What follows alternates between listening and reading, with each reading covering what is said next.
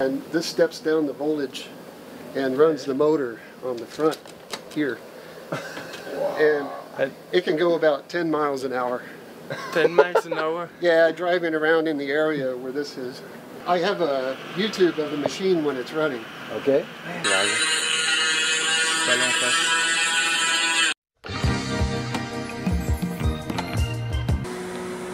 Fire when ready.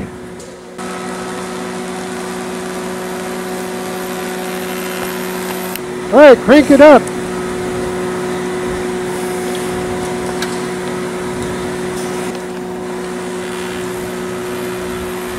It creates storm. Là, c'est retour vers le futur là. En vrai. Okay. It's all... And you build it by yourself? Yeah. Donc il a un vélo avec une ombrelle métallique qui capte le champ magnétique de sa machine infernale et qui produit 100 watts d'énergie.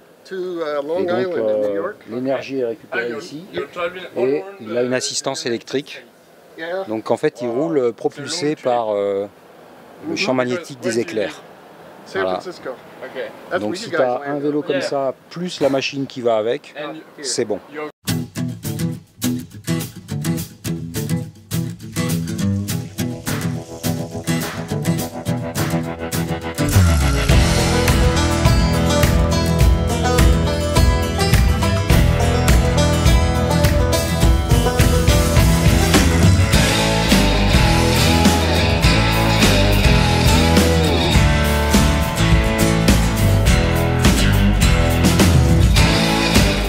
François a fait sa journée de repos, sa coupure, pour être dispo, on va dire, pour les qualifs dimanche, et puis après pour la semaine de compète. Il lui faut un jour où il fait rien de la journée, et après il reprend les entraînements. Alors là on essaye avec le prof comme pilote, au cas où il y a un problème avec François, ou au cas où François batte le record, comme ça. Guillaume peut essayer de faire son record à lui. Il a envie de se faire plaisir aussi.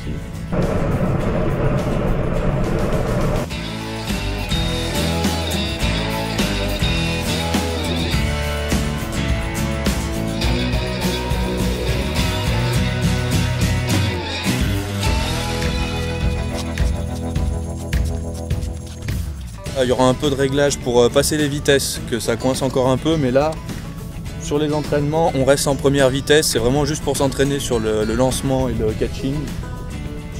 Mais oui, après, il faudra qu'on règle encore un peu, qu'on peaufine ça.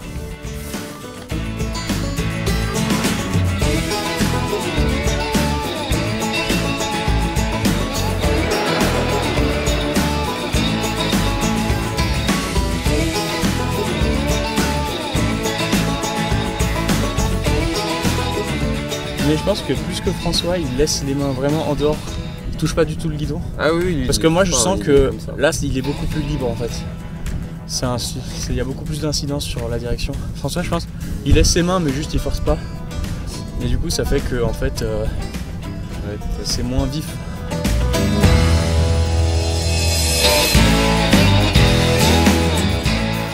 Tu vois, il a un peu de jeu. Bah ouais, parce qu'il nous a dit que pour le catch, dans sa position vraiment couchée, quand il arrive au catch, il prend les freins, il se redresse pour pouvoir un peu jouer avec son haut du corps, un peu aussi.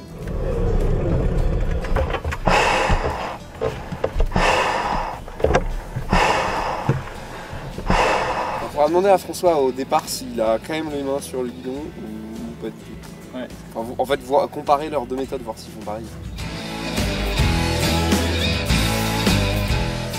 Apparemment je fais planter les caméras, j'émane des mauvaises ondes, je pense que je fonctionne en c'est combien de GHz? C'est 2,4. Voilà, et ben 2,4 GHz, à mon avis je perturbe tous ces trucs.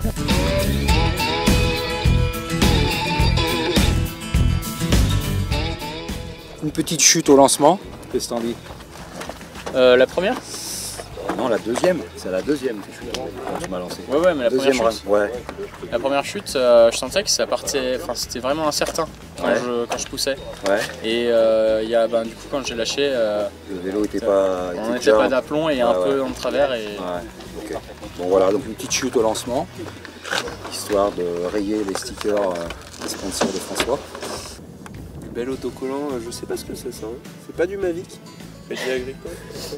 Crédimut. Ah, c'est blanc. Ah, Crédimut, exact. C'est Crédimut. Bon bah, désolé Crédimut. Et autrement, pas de soucis. Impeccable quoi. C'est-à-dire que les équipes sont rodées, lancement, catch, ça tourne. Et puis le vélo fonctionne très bien.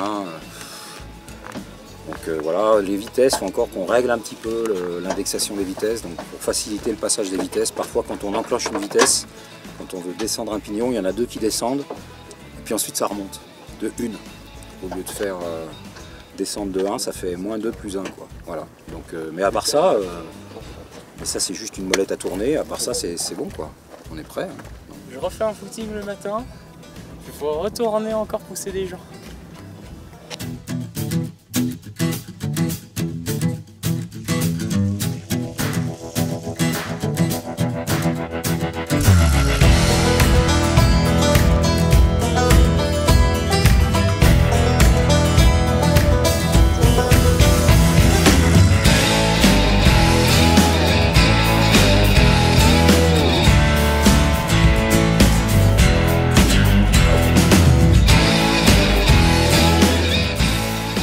Je suis en train de fixer le câble du micro bien correctement, bien proprement.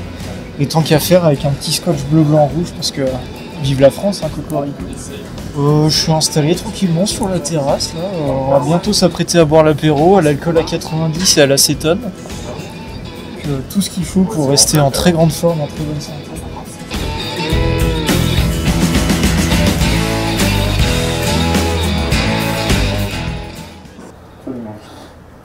En fait, chaque jour, on change d'atelier en fonction de nos besoins. Donc la 210, 310, 210, c'est l'atelier de mécanique. Ici, c'est l'atelier de composite.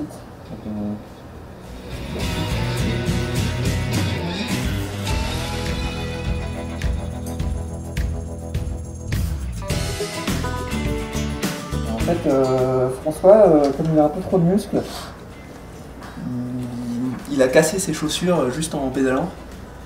C'était des chaussures en carbone, mais comme il pousse, il a cassé les chaussures. Donc on répare les chaussures pour qu'il puisse continuer à pédaler fort.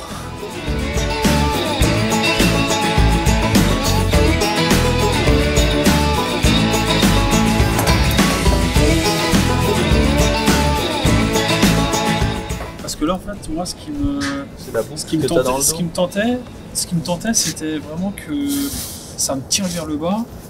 Et qu'en fait, parce que quand je pousse, quand je bourrine, quoi, tu t'appuies dans les ceintures. Je monte comme ça. Et j'ai la tête qui va s'écraser dans le capot et ça me comprime les cervicales. Et ça me fait un peu là, encore plus l'angle ici. Ouais, je comprends. Donc je me suis dit, si je suis vraiment harnaché vers le bas, je vais plus trop monter. Mais c'est les ceintures qui vont récupérer l'effort. Ouais, voilà.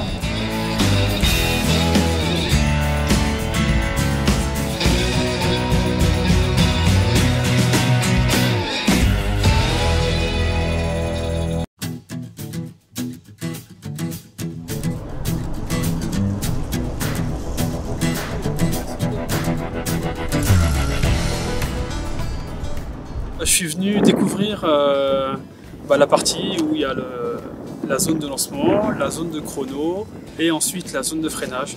Donc l'endroit où il y a les tentatives, parce que là ça va être annoncé en miles, le décompte des kilomètres ou des miles, là ça va être des miles. Donc moi 1 kilomètre, bon, forcément c'est super facile pour moi de me représenter 1 kilomètre dans la tête et en matériel, façon matérielle sur le terrain. Mais 1 mile, 1 km 6, c'est quand même un peu différent. Donc là, on a vu les marquages par terre, donc ça m'aide. Ça va m'aider déjà à bien savoir gérer mon effort par rapport au tableau de marche qu'on va mettre en place. Donc voilà, je suis venu pour m'inspirer de tout ça. Et puis pour anticiper un petit peu, parce que c'est toujours mieux de venir un petit peu en amont pour prendre les repères et pour ne pas être surpris le jour de la course par exemple. Après 2 annulations et après tout ce travail, on y est enfin. Ça fait 3 ans que j'entends parler de ça, 3 ans que j'entends parler de cette ligne droite, 3 ans que la team, ça fait des années qu'elle travaille sur l'optimisation du vélo. Moi, ça fait vraiment 1 an où j'ai un entraînement très spécifique pour ce type d'effort-là, qui n'est absolument pas du tout ce que je fais habituellement sur piste avec mes sprints. Là, c'est un effort qui passe à 4 minutes, alors que d'habitude, c'est un effort, je fais des efforts d'1 minute max. Donc j'ai adapté mon entraînement, donc je suis impliqué à 200% tous les jours. Je m'entraîne tous les jours, voire 2 fois par jour, pour être performant sur cette ligne droite. Je sens que la pression monte, mais c'est une pression que j'arrive à gérer, que j'arrive à dominer, donc ça devient une pression positive. Et c'est cette pression-là qui fait que elle m'aide à me sublimer et aller au-delà de ce que je suis capable de faire sans elle. Donc je l'accueille les bras ouverts.